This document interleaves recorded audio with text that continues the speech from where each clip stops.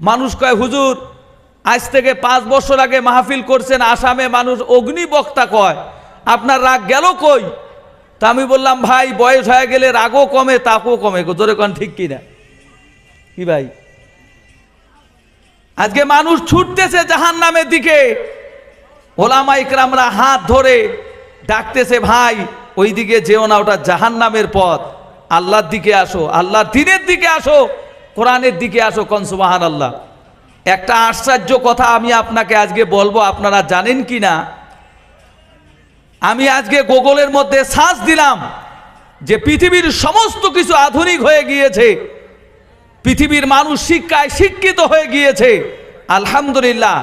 England, Japan, America, পৃথিবীর যত বড় বড় দেশগুলো আছে যেখানে শিক্ষার হার 100-র মধ্যে 90%, সেখানকার মানুষেরা কলেমা পড়ে পড়ে মুসলমান হয়ে যাচ্ছে। আর আমাদের এদিকে মুসলমানেরা আস্তে আস্তে দিন থেকে ছেড়ে ইহুদি নাসরা হয়ে যাচ্ছে। জোরে কোন ঠিক কিনা? আজকে মুসলমানদের বাড়িতে যা দেখো, ইসলামের কোন কালচারটা বাকি আছে? একটা মুসলমান মহিলাকে দেখে টেরই পাওয়া যায় না যেটা মুসলমানের মেয়ে, না ইহুদির মেয়ে, না খ্রিস্টানের মেয়ে। একটা মুসলমান যুবককে চেনা যায় না, এই যুবকের মাথা থেকে পা পর্যন্ত যদি তাকান, মুসলমানের তো কোনো বাকি নেই। ভাই দোস্ত বুজুর্গ, সবাইকে কবরে যেতে হবে, সবাইকে আল্লাহর দিকে রুজু হতে হবে, সবাইকে আল্লাহর হাওয়ালায় হতে হবে। এই জন্যে ভাই দোস্ত বুজুর্গ, আমরা যারা কোরআনের মাহফিলে এসেছি, আমি লম্বা বক্তব্য দেব না, কিন্তু আফসোস লাগে দূরের মেহমান যারা এসেছে অনেক দূর দাস থেকে, যাদেরকে দাওয়াত দিয়ে এনেছেন, তারা যখন এসে দেখবে এই কোরআনের মাহফিলের এই পরিস্থিতি, তারা বলবে হায় রে, এমন একটা গ্রাম গিয়েছি যেই গ্রামের মুসলমানের মধ্যে খালি ইখতিলাফ আর ইখতিলাফ, মুসলমানের মধ্যে একতা নেই। জোরে কোন ঠিক কিনা? আমার ভাই, আমার দোস্ত বুজুর্গ, একটু বোঝার চেষ্টা করেন। আমি আজকে গুগলের মধ্যে সার্চ দিলাম যে দেখি এই পৃথিবীর মধ্যে সব থেকে ভালো কিতাবটা কি। গুগল তো কারো বাপের না, যখন কারো বাপের। গুগলে সার্চ দিলাম যে গুগল বলো তো দেখি এই পৃথিবীর মধ্যে সর্বশ্রেষ্ঠ কিতাব কোনটা। আমার ভাই 1 সেকেন্ড লাগেনি, সঙ্গে সঙ্গে বেরিয়ে আসলো যে এই পৃথিবীর মধ্যে কোনো কিতাবকে সর্বশ্রেষ্ঠ কিতাব বলা যাবে না। কেন? কোনো কিতাবের মধ্যে পুরোপুরি কথা বলা নেই। এই পৃথিবীর মধ্যে একটা কিতাবই হচ্ছে শ্রেষ্ঠ, সেটা হচ্ছে আল কোরআন। এই কোরআনের মধ্যে পৃথিবীর যত রকমের নীতিমালা আছে সব এই কোরআনের মধ্যে আছে। জোরে বলুন সুবহানাল্লাহ। নারে তাকবীর, দ্বীন ইসলাম, নারে তাকবীর। এ মুসলমান তাকবীর দিতে জানে না, অন্তরে ভরে আছে এমন কিছু যে তাকবীরটাতে একটু জোরে দিবে তাও দিতে পারছে না। আমি বলবো, আপনারা আমার সঙ্গে বলবেন নারে তাকবীর। আলহামদুলিল্লাহ, এখানে যত শয়তান ছিল এই এলাকা ছেড়ে পালিয়ে গেছে। কোন মারহাবা। সভা করা এত সহজ না। অনেক মানুষ বলে মৌলানা সাহেবরা সভা করতে যায়, চেয়ারে বসে 2-4টা কথা বলে আসে। না না, এই যে মাহফিল করে, মনে করেন আপনার এলাকায় মাহফিল করলাম, কথার কথা, এই মাহফিল করে আমাকে বেরোতে হবে রাতেই, কোনো ঘুম নেই, খাওয়া নেই। এখান থেকে আমাকে যেতে হবে সেই কলকাতার মাটি, কত হাজার কিলোমিটার একটা চিন্তা করেন, কত কিলোমিটার। আমি সেদিনকে দেখলাম ফালাকাটা থেকে 600 কিলোমিটার কলকাতা। তাহলে এত বড় রাস্তা পাড়ি দিতে হয়, সারা রাত দাঁড়িয়ে দাঁড়িয়ে রাস্তার মধ্যে দিয়ে দিনের জন্য যায়। আর কোথায় যদি 5,000 টাকা মৌলানাকে দেয়, ওহো মৌলানা তো ধনী হয়ে গেল, নাউজুবিল্লাহ কন। আরে মৌলানা যদি 2 লাখ টাকার মালিক হয়, কমসে কম 10,000 যাকাত দিবে গরিবকে। আর তুই যদি 10 লাখ টাকার মালিক হোস, শালা তুই গ্রামের মধ্যে সুদ খাবি, নাউজুবিল্লাহ কন। তাহলে একটা আলিম টাকাওয়ালা হওয়া ভালো না একটা জাহিল, নামাজ নেই, দিন নেই, সুদখোর, তার টাকাওয়ালা ভালো? বলেন বলেন মুসলমান। এখানে যারা মাহফিলে এসেছে সবগুলো কলিজার একদম ইমানদার মা বাবার সন্তান। কোন সুবহানাল্লাহ। যদি আপনাদের বাবা মা নামাজি না হতো, আল্লাহওয়ালা না হতো, আপনারা মাহফিলে আসতে পারতেন না, মাহফিলের আগে আউট হয়ে যেতেন। জোরে কান ঠিক কিনা? আমার ভাইরা, সোনার চানেরা, কি বলে ধন্য দেব আপনাদেরকে। যারা ওলামাদেরকে ভালোবাসে তারা জান্নাতের মধ্যে যাবে, আর যারা ওলামাকে ভালোবাসবে না তারা জান্নাতের খুশবুই পাবে না। জোরে কান নাউজুবিল্লাহ। কেন ওলামাদেরকে ভালোবাসার জন্য কে বলেছে? জোরে কন, জোরে কন, কে বলছে ভাই? জোরে বলেন। আল্লাহ বলেছে, সুবহানাল্লাহ কন। আল উলামা ওয়ারাসাতুল আম্বিয়া, সুবহানাল্লাহ কন। এখানে কত আলিম কথা বলবে, আমার কথা নাই শোনেন, কিন্তু ওই ওলামাদের চেহারার দিকে যদি ছায়া ছায়া দেখেন, তাও আল্লাহ আপনার গুনাহ মাফ করবে। কন সুবহানাল্লাহ। আমার ভাইয়েরা, আমার হুজুর বয়ান করতেন বর্তমানকার মুসলমানদের রুচি আর চাহিদা নিয়ে, এদের কোরআন হাদিসের কথা শোনা নিয়ে একটা ভালো একটা উদাহরণ দিয়েছে। আমার হুজুর মারা গিয়েছে, আল্লাহ জান্নাতবাসী করুক, কোন আমিন, কোন আমিন। আমার ভাইয়েরা, হুজুর বলছে দুই বন্ধু এক জায়গায় গিয়েছে, কিন্তু ওই জায়গায় এত মশা, ঘুম ধরে না। বলেন তো দেখি, ভালো যদি বিছানা হয়, সুন্দর বিছানা যদি হয়, এই গরমের দিনে যদি মশারি না থাকে, আপনার ঘুম ধরবে ভাই? ধরবে? কোনোদিনও ধরবে না। তা ওই বন্ধু বলছে, ভাই থাকবো তো ঠিক আছে, মশারি যে নাই। কয়, বলছিস কি? আমার কাছে মশারি আছে। কি মশারি? মশারি যখন টাঙা হলো, দেখে এক জায়গার মধ্যে একটা ছিদ্র। আচ্ছা ভাই বলেন তো দেখি, ছিদ্র যদি থাকে, মাশাআল্লাহ সব মশা তো ঢুকবে। কি ভাই, ঢুকবে কি ঢুকবে না? আর এক বন্ধু বলতেছে, ভাই আমার কাছে ইন্টারন্যাশনাল বুদ্ধি আছে। কি বুদ্ধি? মশারির আর এক দিকে একটা ফুটো করে দিল।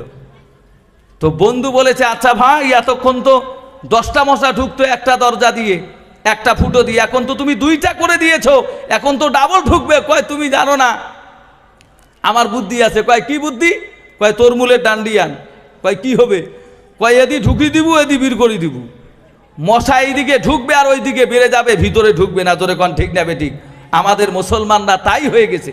ওলামারা খুতবা দিতেছে, মসজিদে বয়ান করতেছে, আমরা শুনে এদিকে শুনতেছি আর ওইদিকে বের করে দিছি, আমাদের ভিতরে নিয়ে আসতেছি না। আমার ভাইয়েরা, আজকে যদি আমাদের এলাকার মুসলমানেরা যদি দিলের কান দিয়ে কোরআনের কথা হাদিসগুলো শুনতো, ওরা আমাদের কথাগুলো বুঝতো, মসজিদগুলো আবাদ হয়ে যেত। মসজিদে মুয়াজ্জিন আজান দিয়ে একাই একাই নামাজ পড়া লাগতো না। জোরে কোন ঠিক কিনা? ইনশাল্লাহ আমরা কথা বুঝবো তো ইনশাল্লাহ। আমার ভাইয়েরা, আমার কলিজার টুকরা বন্ধুগণ, তরুণ যুবকদেরকে একটা কথাই আমি বলতে চাই, আমাদের ভালো লাগা আর না লাগার সাথে কোনো যায় আসে না। আল্লাহ যেটা ভালো পায় সেটাই হলো ভালো। সুবহানাল্লাহ কোন। আমাকে একটা ভালো লাগে, আল্লাহকে ভালো লাগে না।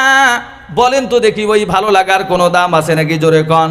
আল্লাহর নবীর একজন সাহাবী, বিশিষ্ট সাহাবী হযরতে সাদ ইবনে আবি ওয়াক্কাস রাদিয়াল্লাহু তাআলা আনহু, কি নাম বললাম? এই সাহাবী ইসলাম কবুল করেছেন। ইসলাম কবুল করার কারণে তার তো বাবা নাই। মা বলেছে, বাবা সাদ রে, বল ইসলাম ছাড়বি কি না বাবা? ইসলাম যদি না ছাড়ি, আমার বাড়ি ঘর ছেড়ে দিতে হবে। আমার ভাইরা, এই পৃথিবীতে যত সাহাবী ঈমান এনেছে, সমস্ত সাহাবীরা দিনের জন্য কষ্ট করছে কি করে নাই? আমি আজকে 2টা সাহাবীর ঘটনা বলে আমার বক্তব্য শেষ করব, শুনবেন তো আপনারা।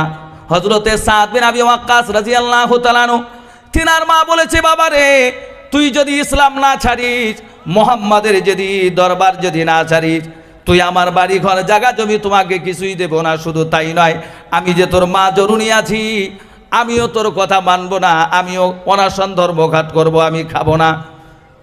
আমাকে মা বলে স্বীকার করতে পারবে না।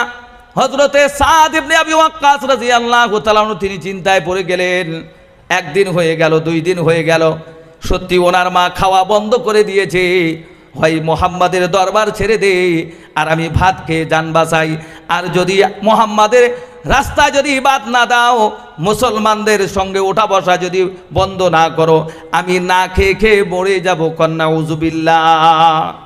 দেখছেন অবস্থাটা কি? কথা বোঝেন ভাই, বোঝেন কথাটা? মা বলেছে, সাহাবীদের ঘটনা, হাদিসের কথা বলতেছি, বানায় বলতেছি না। মা বলছে, তুমি যদি মুহাম্মদ সাল্লাল্লাহু আলাইহি ওয়াসাল্লামের দরবার যদি না ছাড়ো, তাহলে আমি মাকে মৃত্যু অবস্থায় দেখবে। কন নাউজুবিল্লাহ। কত বড় জিম্মেদার মাথার মধ্যে দিয়েছে জানেন? মা বলে দিয়েছে, আমি না খেয়ে মরে যাব। সাদ ইবনে আবি ওয়াক্কাস চিন্তা করলেন, আমার মাথার উপর দায় পড়ে গিয়েছে, আমার কারণে যদি আমার কলিজার টুকরা জনম দুঃখিনী মা যদি মরে যায়, কিয়ামতের দিবসে আল্লাহর কাছে কি জবাব দেব? সুবহানাল্লাহ কোন। মার কাছে কি জবাব দেব? আল্লাহর কাছে কি জবাব দেব? মার কাছে চলে গেলেন। যাওয়ার পরে বললেন, মা গো তুমি কি খাবে না? কয় না খাবো না। মা বলছে, বাবা মোহাম্মদের দরবার ছেড়ে দাও, তাহলে আমি খাবো। ছেলে চিন্তা করলো, আজকে যদি মা আমার রাজি হয়ে যায় আর আল্লাহ যদি বেজার হয়ে যায়, কিয়ামতের দিবসে আমার কি হবে? জাহান্নাম ছাড়া উপায় হবে না। মাকে বলল, মা গো আপনি যদি মরে যান, না খেয়ে যদি মরে যান, আবার যদি আপনি জীবিত হন, আবার যদি না খেয়ে মারা যান, আবার যদি মরে যাওয়ার পরে আবার জীবিত হয়ে আবার যদি না খেয়ে মরে যান, তবু আমি আল্লাহর নবীর কদম মোবারক ছেড়ে দিতে পারি না। জোরে বলুন সুবহানাল্লাহ। এই হচ্ছে ঈমান। মা জলদি বলল, ভাই কে আছো, কোথায়? খাবার আমাকে এনে দাও। এই ছেলে আমার কথা মানবে না, খায়া মরি আর মরবো না। হযরতে সাদ ইবনে আবি ওয়াক্কাস রাদিয়াল্লাহু তাআলা আনহু আল্লাহর নবীর দরবার যেতেছিলেন। ভাইয়ের আমার অবাক হয়ে যাবেন, আল্লাহর নবীর দরবারে যেতেছে, কোরআনের আয়াত নাযিল হয়ে গেল সাদ ইবনে আবি ওয়াক্কাসের পক্ষে। জোরে বলুন সুবহানাল্লাহ। মা যদি রাজি হয়ে যায়, মা যদি বেজার হয়ে যায়, বাপ যদি বেজার হয়ে যায়, স্বামী যদি বেজার হয়ে যায়, স্ত্রী যদি বেজার হয়ে যায়, ছেলেরা যদি বেজার হয়ে যায়, সবাইকে বেজার করেন কিন্তু আল্লাহকে নারাজ করেন না। আল্লাহকে নারাজ করব ভাই? আল্লাহকে নারাজ করব? আল্লাহকে নারাজ করে আমাদের কোনো উপায় নেই।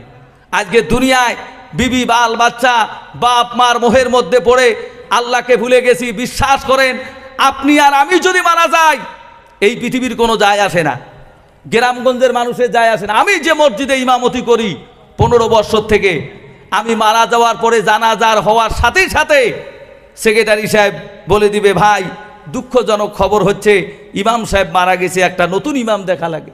কি ভাই হয় কিনা? আমি মারা গেলে কারো কোনো যায় আসে না। যেই ছেলেরা 10 মিনিট আগে কান্না করেছে, বাবা তোমাকে ছাড়া বাঁচবো না, যেই মেয়ে গালা ধরে কাঁদছে, বাবা তোমাকে ছাড়া বাঁচবো না, যেই বিবি বলেছে, যেই মা বলেছে আমি মারা যাওয়ার পর 10 মিনিট লাগবে না, মাটি দিয়ে বাড়িতে এসে বলবে, কার বাড়ির ভাত আনছে রে, লোকগুলা কালকে থেকে কানবেন দেখছে। কি ভাই হয় কিনা? সবাই খাবে কিনা? সবাই খেয়ে নিবে। কিন্তু আজ এই ছেলে মেয়েদের মোহে পড়ে আসরের আজান দেয়, মুসলমান জমিনের মধ্যে পড়ে থাকে, তাও মসজিদ যায় না। জোরে কোন ঠিক কিনা? আমার ভাইয়েরা চিন্তা করেন, আজকে আমরা এই দুনিয়ার মোহের মধ্যে পড়ে আল্লাহকে ভুলে গিয়েছি।